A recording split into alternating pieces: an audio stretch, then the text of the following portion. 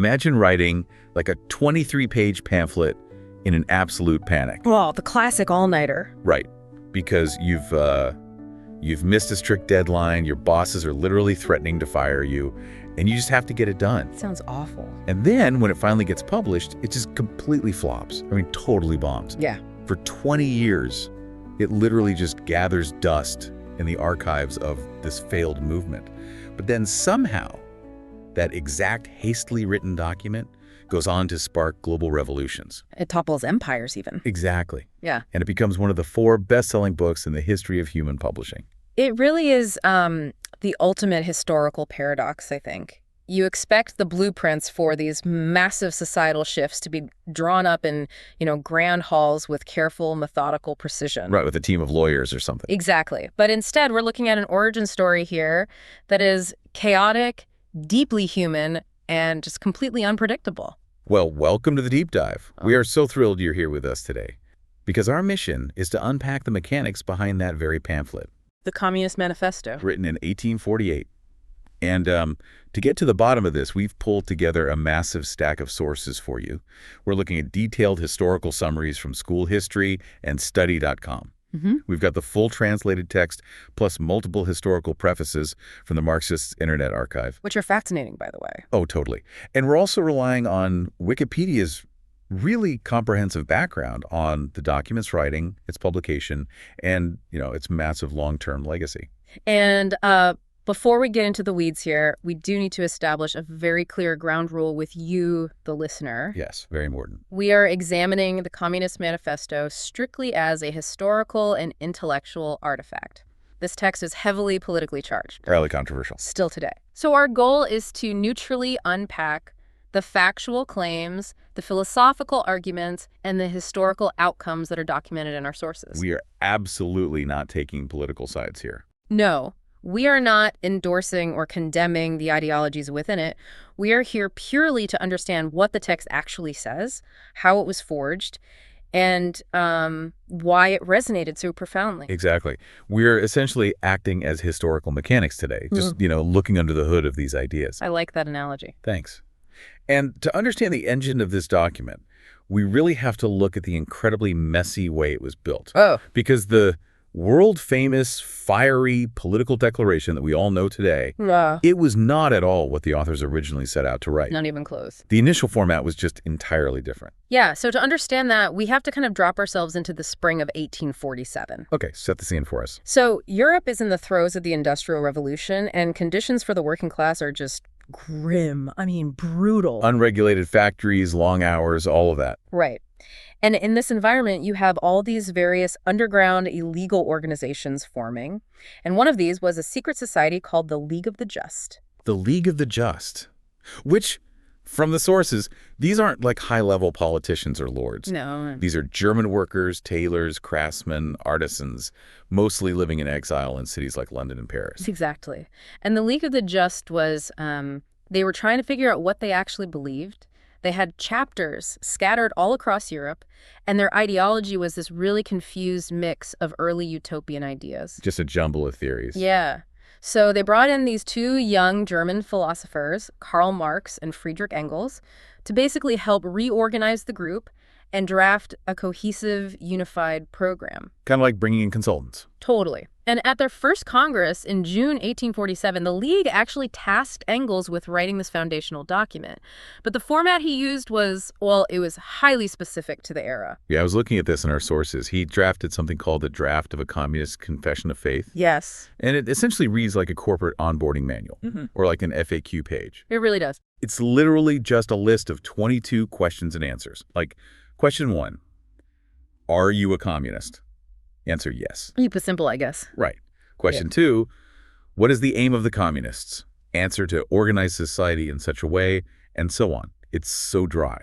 It reads like that because it was structured as a catechism, so a religious call-and-response format. You have to remember the context here. Right, these are underground working men's groups. Exactly. And literacy rates varied wildly. Secret societies relied heavily on this Q&A format because it was easily digestible. Oh, so you could just memorize it. Right. It was designed for rote memorization by workers who, might not have had extensive formal education. Okay, I get the practicality of that. Like, if you are holding a secret meeting in a dimly lit pub cellar somewhere. A quick back-and-forth memorization tool is super handy. Absolutely. But an FAQ page doesn't exactly make someone want to storm the barricades. Like I said, it's just dry. And Engels realized that almost immediately.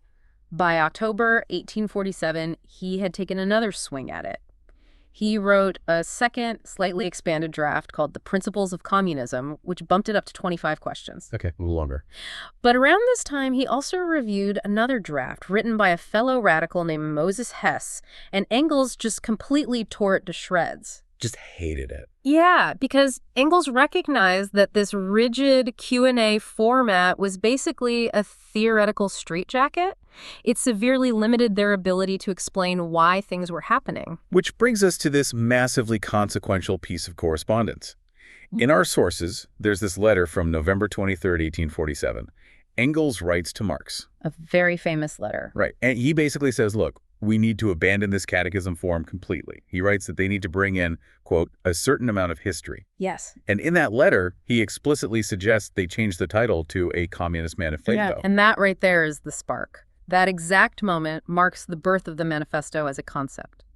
Because Engels understands that simply listing their demands isn't persuasive enough. They have to frame their political goals within this grand, sweeping, historical narrative. They need a story. Exactly. They need to tell a story about where human society has been, how it arrived at this current miserable state of industrialization, and where it is inevitably going. So, equipped with this new strategy, late November 1847 rolls around. Marx and Engels meet up in Belgium, and they travel together to London for the Second Congress of the League. Which, by the way, has now officially rebranded itself as the Communist League. Right. And the sources describe them spending 10 days in this intense, grueling debate at the League's headquarters in Soho. Those 10 days were basically a theoretical battlefield. The League functionaries had their own deeply held, older ideas. Naturally. But Marx had a notoriously forceful, overwhelming personality. I mean, the historical accounts describe him facing stiff and prolonged opposition from the older members. It wasn't an easy pitch. No, but over those 10 days, he just completely dominated the proceedings. He successfully convinced the League to unanimously adopt his far more combative, historically grounded program. Unanimously. So he totally wins the room. He really did. So the League officially commissions Marx and Engels to write this newly conceptualized manifesto. Now, you would think, given the revolutions are actively brewing across Europe, I mean, time is clearly of the essence here, he would just rush back to his desk and write it. You would think. Instead, Marx goes back to Brussels and engages in what one biographer hilariously calls ceaseless procrastination.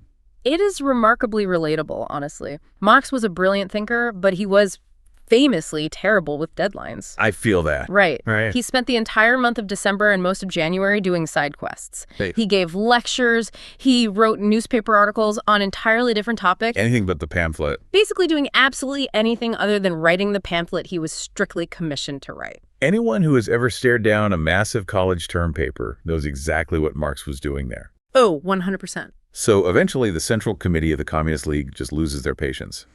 In late January 1848, they send him a formal ultimatum.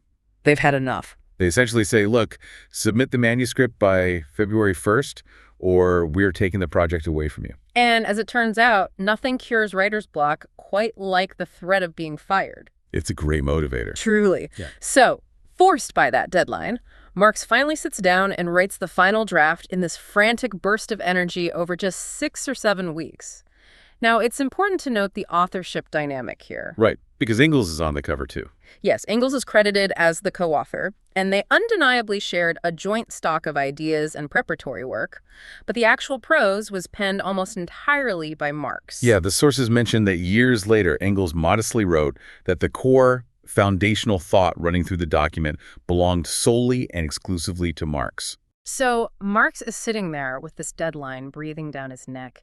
He has Engels' underlying concept of mapping out history, and he knows he isn't writing a dry FAQ anymore. He needs a hook. He needs to capture the attention of an entire continent. And he certainly does. I mean, he opens the preamble with arguably one of the most famous literary flourishes in political history. A specter is haunting Europe. Yes, the specter of communism.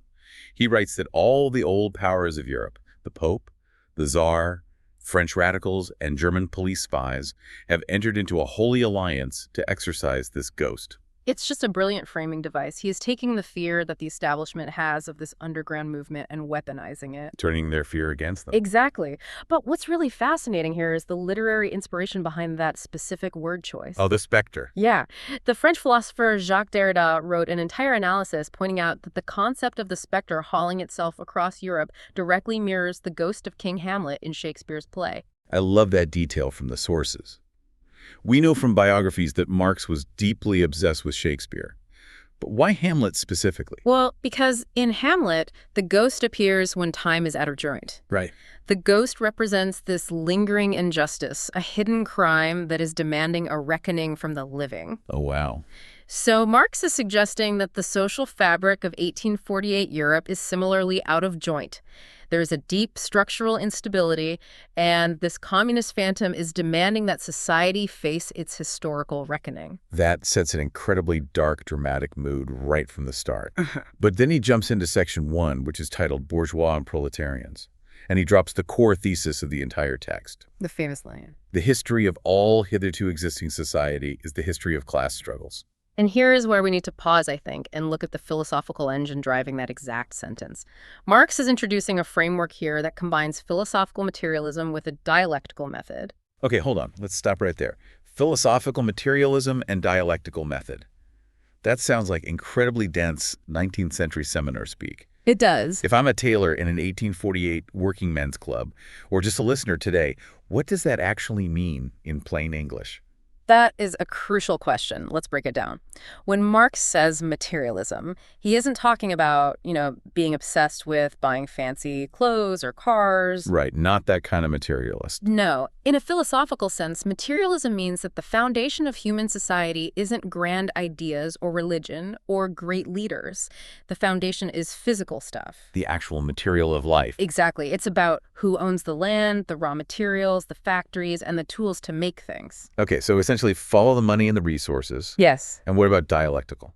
So dialectical is a way of understanding change. It's the idea that history doesn't just move in a straight, peaceful line. It moves through conflict. You have an established power. It naturally creates an opposing force. Those two forces violently clash, and then from the ashes of that conflict, a brand new reality is born. So combining them, dialectical materialism, means looking at human history as just a constant violent clash over who controls the physical resources. Exactly. And Marx argues that throughout all of written history, this clash has always taken the form of the oppressor versus the oppressed. Freeman and slave, patrician and plebeian, lord and serf. Always a binary conflict. Right. And every single historical epoch eventually ends in a massive rupture, either a revolutionary reconstitution of society at large or the mutual ruin of the contending classes. That makes perfect sense as a framework. So he establishes this grand historical pattern. But as you read further into this first section, something totally unexpected happens. It really throws people off. It does. Because if you only know the modern reputation of the manifesto, you'd assume Marx just fundamentally hated the bourgeoisie, the modern capitalists who own the factories. But reading the actual source text, he spends pages absolutely marveling at their historical accomplishments. It's almost like a love letter to their ruthless efficiency. It is a profound misconception that Marx viewed the capitalists as simple cartoon villains. On the contrary, he portrays the bourgeoisie as the most revolutionary force in human history up to that point. He's impressed by them. He is in awe of what they have built. He explicitly writes that the bourgeoisie has accomplished wonders far surpassing Egyptian pyramids, Roman aqueducts, and Gothic cathedrals. Right. I was struck by that. He says they essentially ripped feudalism apart. They tore away the motley feudal ties that bound peasants to lords, and they drowned religious fervor and chivalry in the icy water of egotistical calculation. Such a striking phrase. It really is. Like, they replaced all these old, complex, traditional relationships with just naked, shameless self-interest and free trade. But he recognizes that by doing so, they unlocked massive productive forces that humanity had never seen before. Because capitalism, according to the text, is a system that simply cannot survive if it sits still. It has to grow. It requires the constant revolutionizing of the instruments of production. It has to constantly innovate, constantly seek new markets, constantly make things faster and cheaper. Which leads to another of the text's most famous phrases. Oh, all that is solid melts into air, all that is holy is profaned. That's the one. Meaning that capitalism just disrupts everything, doesn't care about your local traditions or your historical borders. Exactly. Marx writes that the bourgeoisie compels all nations, on pain of extinction, to adopt the bourgeois mode of production. It creates a world after its own image. It globalizes everything. It uses the incredibly cheap prices of its mass-produced commodities as, quote, heavy artillery to batter down all literal and figurative walls. Okay, so if the bourgeoisie are so incredibly powerful, and they have conquered the globe and unleashed these unprecedented technological wonders, Well, why does Marx think they're doomed? Like, walk me through his logic here. Marx introduces a specific, systemic flaw that he believes will guarantee their downfall. He uses this incredible metaphor. He compares modern bourgeois society to a sorcerer who is no longer able to control the powers of the netherworld whom he has called up by his spells. It's quite literally the sorcerer's apprentice. Yes. The capitalist casts a spell to create immense wealth and massive, hyper-efficient factories. But the spell works too well. The system becomes utterly uncontrollable. And this leads to what Marx calls the epidemic of overproduction. Right. But wait, stop right there for a second. Walk me through how exactly being too productive causes an entire economic system to collapse. Because usually we think of an abundance of goods as a good thing. It's a great point, and this is where Marx's economic critique is so distinct from other thinkers. Think about earlier economic systems, feudalism, ancient empires.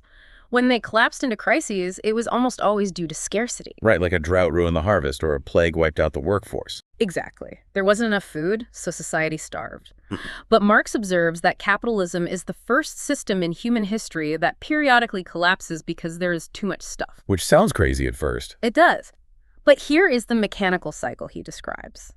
A capitalist builds a massive factory and starts producing goods incredibly efficiently. To maximize profit, they push wages down and drive their smaller competitors out of business. Okay. Those former competitors go bankrupt and get pushed down into the working class. So the working class gets larger and poorer. Exactly. Now, the capitalist has massive warehouses overflowing with goods, but they've paid their workers so little and bankrupted so many competitors that the general population literally cannot afford to buy the products the factory is churning out. So the efficiency creates a glut. Yes. Society suddenly finds itself thrust back into a state of momentary barbarism. Industry comes to a halt, not because of a famine, but because of an excess of civilization. To survive these self-inflicted crises, the bourgeoisie has to violently destroy productive forces, like literally letting goods rot, or shutting down factories, or aggressively conquer new global markets to find new buyers. Just delaying the inevitable. Right. Marx argues this only paves the way for even more massive, more destructive crises down the line. And meanwhile, while they're frantically trying to manage this uncontrollable spell of overproduction, they're physically organizing their own enemies. Yes. They are building these massive urban factories and crowding thousands of angry, underpaid workers, the proletariat, together under one roof. And that is the pivotal turning point in the document's argument. The bourgeoisie doesn't just forge the economic weapons that bring death to itself. It actively calls into existence the men who are to wield those weapons. The grave diggers. By forcing workers to compete against each other for survival, but then physically congregating them in cities and connecting them via railways and the telegraph, capitalism inadvertently creates the perfect conditions for the workers to communicate and unite. They gave them the tools to organize. Therefore, Marx concludes, the bourgeoisie produces its own gravediggers. So the gravediggers are assembled, and the system is prone to these catastrophic glitches. If the bourgeoisie are destined to fall, what is the blueprint for the society that's going to be built on that grave? Marx outlines this in Section 2. Titled Proletarians and Communists. Exactly. In this section, the text pivots sharply from historical theory to immediate political aims. Marx and Engels define the communists not as some separate, aloof sect opposed to other working-class parties, but as the most theoretically advanced, resolute section of the global proletariat movement. They're the vanguard. Right. Their immediate aims are clear. Form the proletariat into a unified class, overthrow bourgeois supremacy, and conquer political power. Now let's pause here. Yeah. Because if you are listening to this right now and you own a home or a car or a small business, you might be thinking, wait, do they want to take my personal belongings? Oh, absolutely. Like, are they coming for the things I've built with my own hands? This was a massive point of contention in 1848, and honestly, it still is today. It is arguably the most common anxiety surrounding the text. And Marx addresses it head-on. The manifesto states that the distinguishing feature of communism is not the abolition of property generally, but the abolition of bourgeois private property. So wait, if they are making a distinction there, what exactly is the difference? Because they just spent pages defending the plight of the common worker. They can't possibly mean they want to take the literal coat off a worker's back, right? Precisely. They are drawing a very specific line between personal belongings and corporate assets. Marx and Engels argue that for 9/10 of the population, personal, hard-won, self-acquired property has already been destroyed by the mechanics of capitalism itself. Because of the monopolies. Yes, the small artisan, the independent peasant, they've already been bought out or outcompeted by massive industrial conglomerates. So the working class doesn't really have property to abolish anyway. Right. When the text talks about abolishing private property, it is specifically targeting capital.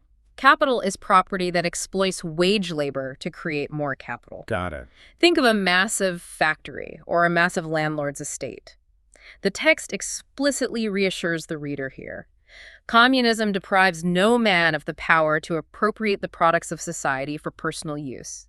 It only deprives him of the power to subjugate the labor of others by means of that appropriation. Okay, so to use a simple analogy, it's not about taking the worker's shoes. It's about socializing the massive corporate shoe factory that dictates the worker's life. That is exactly the distinction they are making. They want to convert capital from a private, class-based power into common property. But the outrage in 1848 wasn't just about property. This is where the text gets incredibly provocative. Oh, very much so. They go after the most sacred social institutions of 19th century society. I mean, they explicitly advocate for the abolition of the family. Yes, and to understand why they take such an aggressive stance there, you have to look at the economic rationale they provide.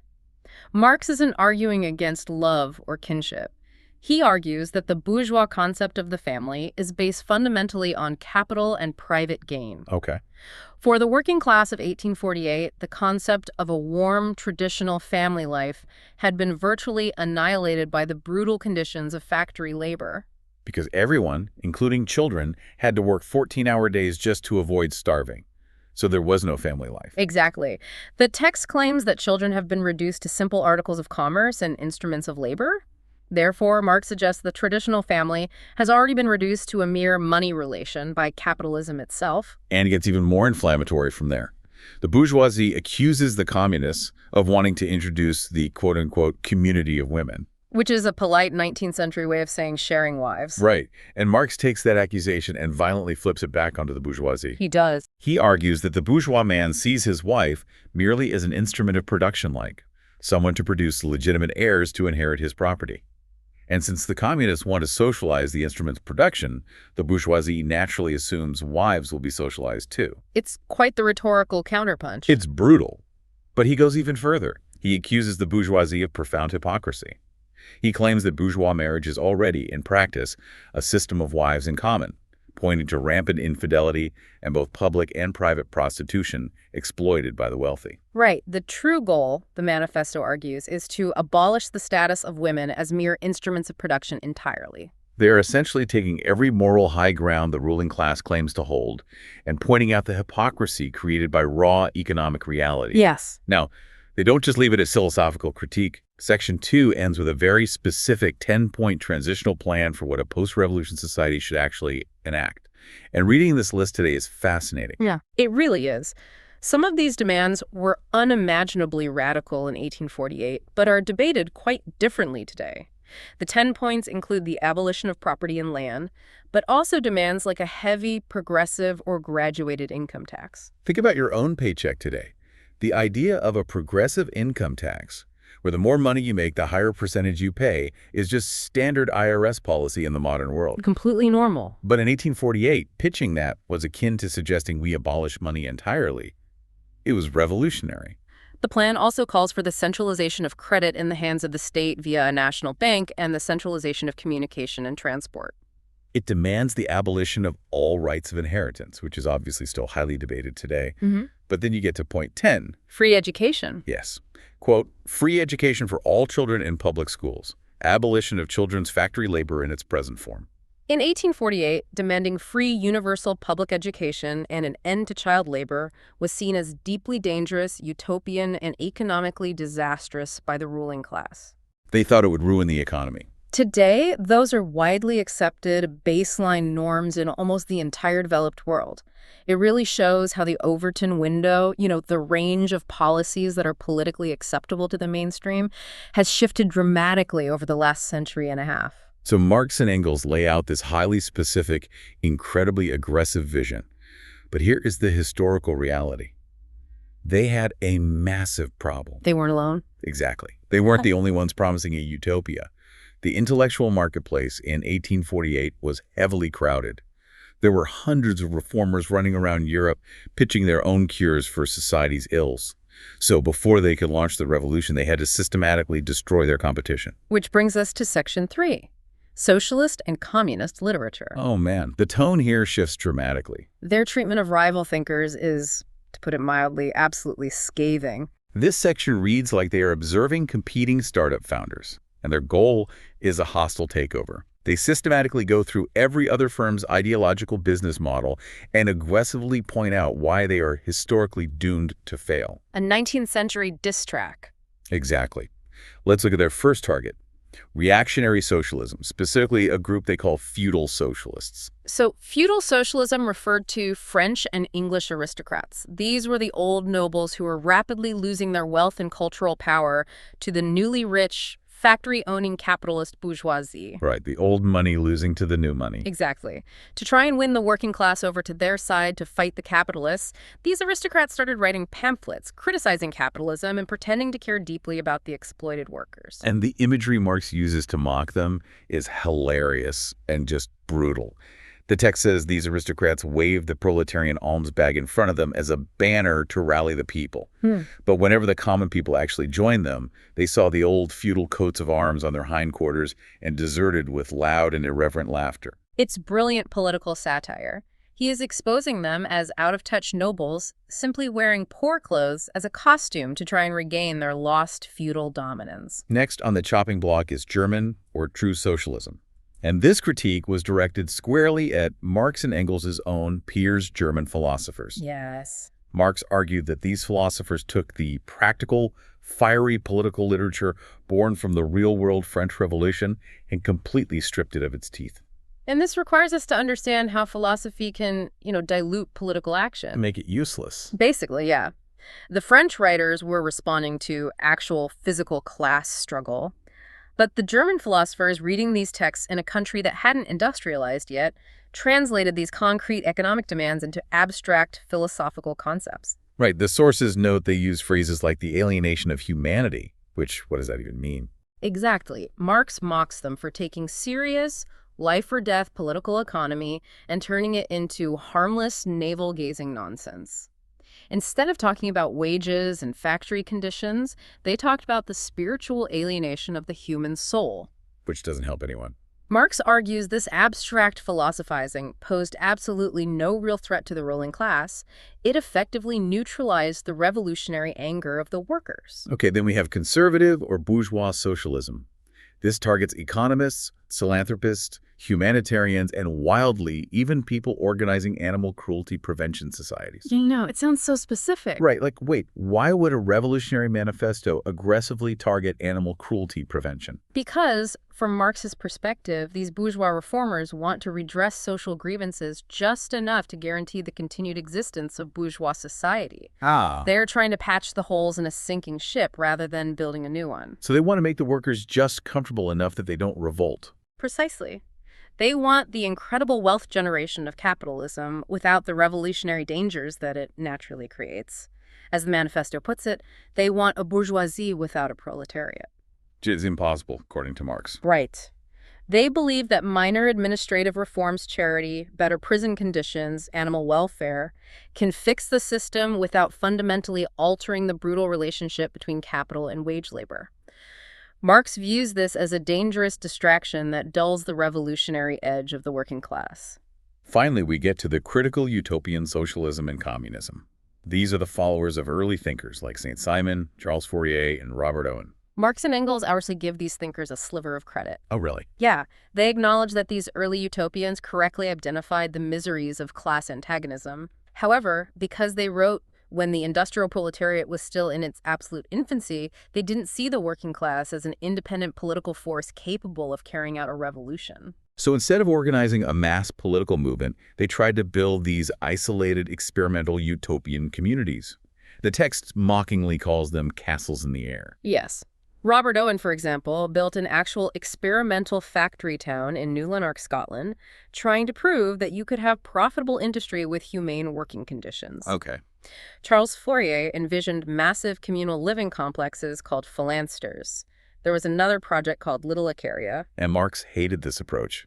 He argued that by trying to peacefully change society, by setting a good example and actively rejecting political and violent action, they end up becoming just another reactionary cult. Right.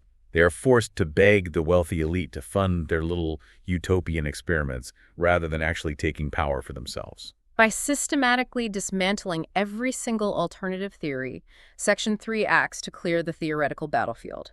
Marx and Engels are aggressively positioning their specific brand of communism, what they would later term scientific socialism, as the absolute only historically valid path forward. Which flows seamlessly into the incredibly brief final section, which acts as a tactical sign-off declaring their immediate political alliances. And it all culminates in that iconic capitalized call to arms. Working men of all countries, unite. Yes.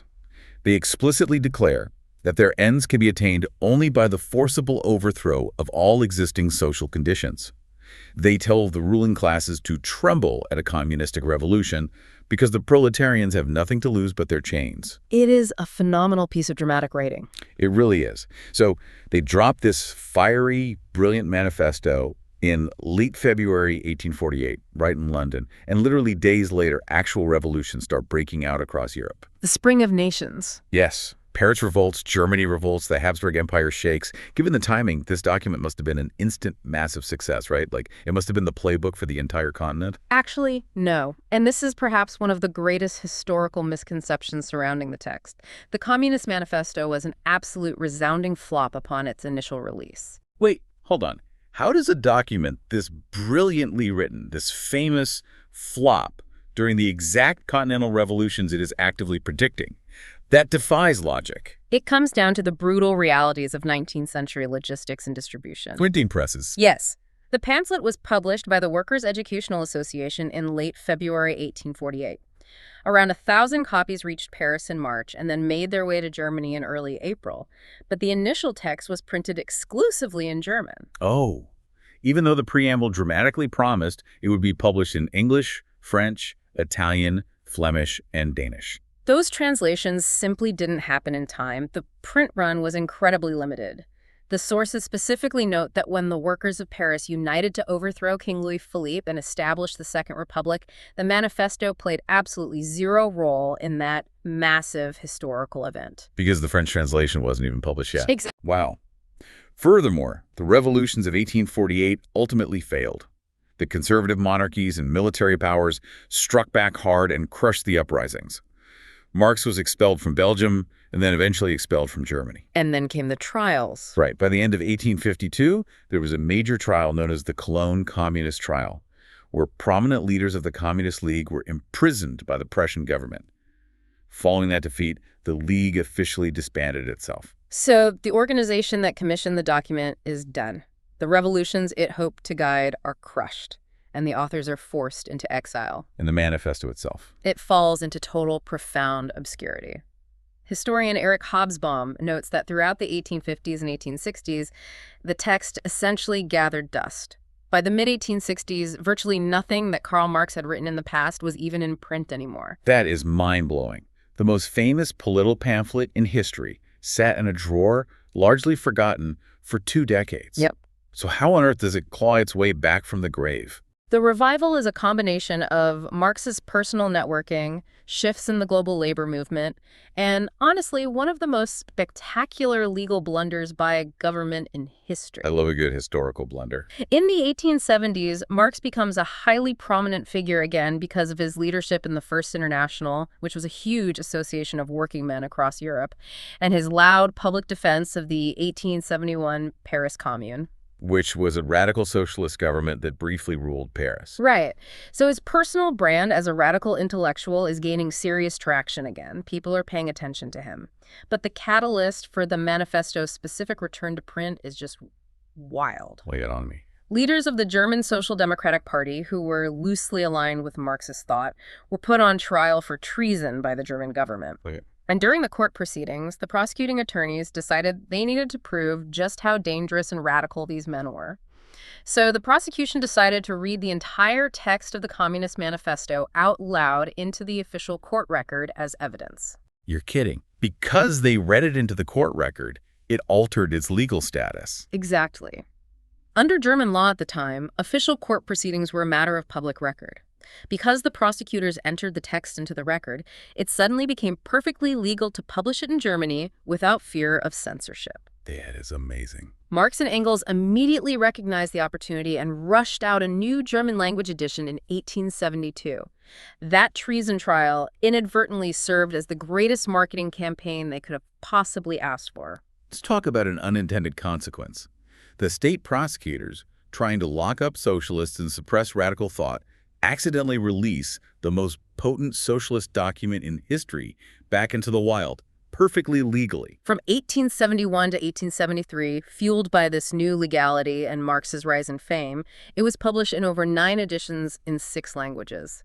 It reached the United States in late 1871, published in an English translation in a weekly newspaper called Woodhull and Claflin's Weekly. And it just kept spreading. Over the next 40 years, as mass-based social democratic labor parties began to rise across Europe and demand ideological literature, the publication of the manifesto skyrocketed into hundreds of editions in over 30 languages. As we track this global explosion, the sources highlight a really specific and monumental pivot that happens near the end of Marx's life. In 1882, a new Russian edition is published in Geneva, translated by Georgy Plekhanov. A very important translation. And Marx and Engels write a special brand new preface for it that asks a massive theoretical question about the future. This 1882 preface is a crucial moment for Marxist theory. Remember, the original 1848 manifesto assumes that every single country has to go through the brutal, miserable process of capitalist industrialization before it can reach communism. Right, it's a very strict historical recipe. First, you get the bourgeois capitalist revolution that builds the factories, then you get the proletarian revolution. But Russia in 1882 didn't fit that mold at all. It was still an overwhelmingly agrarian peasant society. However, they had a unique system of primeval common land ownership called the Obstina. So Marx and Engels look at Russia and ask, does Russia have to destroy this traditional communal ownership, force its peasants into cities, and suffer through decades of miserable capitalist factory building just to get to a communist society? Or can they skip a step? Exactly. Yeah. Can the Russian Obstina bypass capitalist development entirely and serve as a direct starting point for communism? Their answer in that preface was highly conditional. They concluded that if a Russian revolution becomes the signal for a broader proletarian revolution in the industrialized West, so that the two complement each other, then yes, Russia's common land ownership could potentially bypass the capitalist stage. And this theoretical loophole becomes incredibly world historically important a few decades later. Because who adapts Marxism to the agrarian Russian Empire? Vladimir Lenin. Precisely. Lenin and the Bolsheviks take this exact framework, adapt it to the specific, non-industrialized conditions of the Russian Empire, and in 1917, they create the world's first socialist state following the October Revolution. Which changed the whole 20th century. They heavily relied on the ideas formulated in this text, cementing the manifesto's status not just as historical literature, but as the foundational governing doctrine of a global superpower. Now, as the text spread globally, from London to Russia to the US to China, it obviously had to be translated out of the original German. And here's where the mechanics of language get really fascinating. Oh, definitely. Because translating 19th century German philosophical prose is incredibly difficult. It leads to some fascinating linguistic quirks. The translation history tells a unique story of its own. Let's look at the very first English translation, done in 1850 by a woman named Helen Macfarlane. It was published in a newspaper affiliated with the Chartists. Hold on, for context, who were the Chartists? The Chartists were a massive working-class movement in Britain pushing for political reforms, like universal male suffrage and secret ballots. They were the radical edge of British politics at the time. Macfarlane was translating the text for that specific audience. And the way she translates the famous opening line, "A specter is haunting Europe," is so distinct. Her version reads, quote, "A frightful hobgoblin stalks throughout Europe." A frightful hobgoblin. Right. It gives it an almost fairy tale Gothic horror quality that Spectre doesn't quite have, and it shows how early translators struggled to capture the precise rhetorical weight and philosophical tone of Marx's original German. It's so different. Later, in 1920, you have the first full Chinese translation by Chen Wangdao, which was heavily funded by the Communist International. And the sources note that this Chinese translation quickly became massively popular among intellectuals and was literally dubbed the first Red Book of China, fundamentally shaping the trajectory of the 20th century in Asia. But translating across decades and cultures also led to some major historical misunderstandings. There was one famous, highly controversial phrase in the English translation of the Manifesto, where Marx praises capitalism for rescuing a considerable part of the population from, quote, "the idiocy of rural life." Yes, the idiocy of rural life. For over a century, this translation was read as Marx, who was a very urban, city-dwelling intellectual, expressing a deep, arrogant, elitist contempt for farmers and peasants. Like he thought they were stupid. Right. People read it as him believing rural people were literally stupid. But historians and linguists like Eric Hobsbawm have pointed out that this is entirely a translation artifact. So what did he actually mean when he wrote it in German? The German word Marx used traces its etymological roots back to the Greek word idiots. Now, in its original classical Greek sense, idiots didn't mean someone who was unintelligent or foolish. Okay, what did it mean? It referred specifically to a person who was entirely isolated from the wider community. Someone concerned purely with their own private affairs rather than participating in the affairs of the polis or the wider city-state. Oh, wow. That completely changes the meaning. So he's not saying rural people are inherently dumb. He's saying that before modern communication, railways, and telegraphs, rural life was incredibly structurally isolated. Yes. Your entire universe was just your village, entirely cut off from global society and historical progress. Exactly right. He is arguing that capitalism, by building railways and global supply chains, broke that isolation and pulled those rural populations out of their private bubbles and into the wider, interconnected stream of world history. But because the English word idiocy carries such an insulting connotation, the meaning shifted completely over decades. Especially as the text was read by political movements whose members lacked a classical Greek education. It's amazing how a single word can skew the interpretation of a political philosophy for a century. So as we look back on the document with the benefit of historical hindsight, we have to ask the ultimate question. Because the manifesto wasn't just a critique, it was a prophecy. Right. It made very loud, very confident predictions about exactly what was going to happen to global society. How did those predictions actually hold up? And this is where the text faces its most significant and sustained academic criticism. The absolute core prediction of the manifesto, the imminent, inevitable collapse of capitalism, and the total disappearance of the middle class simply did not happen as predicted in 1848. Right. Our sources detail critiques from major historical figures ranging from the reformist socialist Edward Bernstein to the mid-century political sociologist Seymour Lipset. Marx predicted that society would inevitably split into two great hostile camps, a tiny handful of ultra-rich bourgeoisie and an ocean of impoverished proletarians. He believed the middle class, small business owners, professionals, would be completely squeezed out and forced down into the working class. But that didn't happen. No. Edward Bernstein, who was himself a dedicated Marxist and actually knew Engels, pointed out years later that this massive, homogeneous, entirely impoverished working class simply wasn't materializing.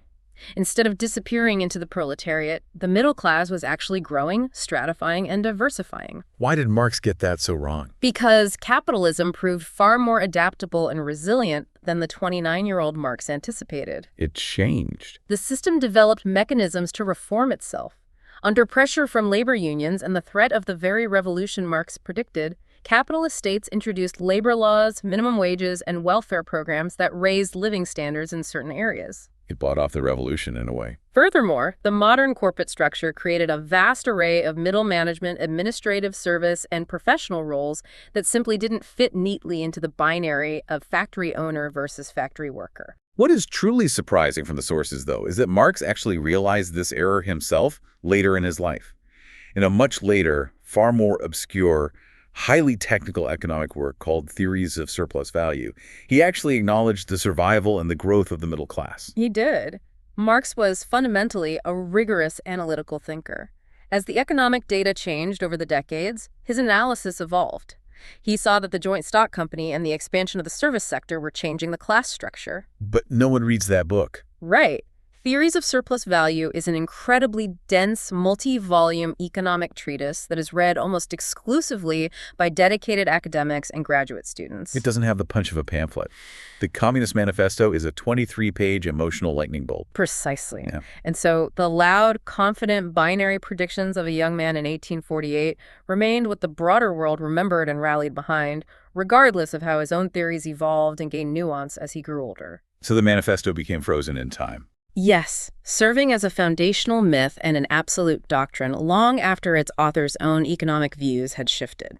It has been a truly wild journey unpacking these sources today. We started with a dry 22-question FAQ designed for a secret society of exiled tailors, watched it morph into a fiery historical narrative written under the intense pressure of a looming deadline, and saw it completely flop during the very revolutions it was trying to spark. It gathered dust for 2 decades. Only to be inadvertently rescued by a government prosecutor reading it into a court record. From that courtroom, it crossed oceans, sparked massive ideological debates, was translated into hobgoblins, fueled the rise of the Soviet Union and modern China, and left a deeply complex, fiercely debated legacy of unfulfilled economic predictions paired with unmatched historical impact. Before we wrap up this deep dive, we want to leave you with a final thought to mull over. Something that builds on everything we've discussed from the mechanics of these sources. Consider the profound irony regarding how this text actually achieved its global ubiquity. Yeah, this is crazy. In the manifesto itself, Marx and Engels confidently predicted that capitalism's own internal mechanisms, its relentless creation of global markets, rapid communication networks, and the physical gathering of workers into massive hubs, would inevitably lead to its organic, spontaneous, bottom-up overthrow by an enlightened working class. The revolution and the spread of communist ideas was supposed to be a natural historical evolution. Right. The capitalist system was supposed to organically produce its own grave diggers who would naturally demand this text. But that's not what happened. Yet, to make the Communist Manifesto a globally ubiquitous text, to ensure that cheap, translated copies were printed in the hundreds of thousands and distributed from the villages of Siberia to the universities of South America, it ultimately relied on the exact opposite of organic, spontaneous worker demand. It required the top-down, immensely powerful, state-funded printing apparatus of the Soviet Union after 1917. Precisely. The Soviet one-party state pumped out these editions and subsidized their global distribution to enforce its reading as a matter of state policy and imperial influence.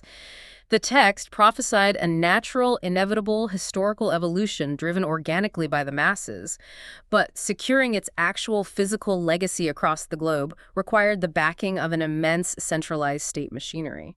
A document written by a procrastinating 20-something in a smoky London room, which explicitly predicted the organic collapse of power, ultimately required the greatest consolidation of state power in the 20th century, just to make sure everyone read it. It is an incredible contradiction, and one that perfectly captures the muddy, unpredictable waters of human history.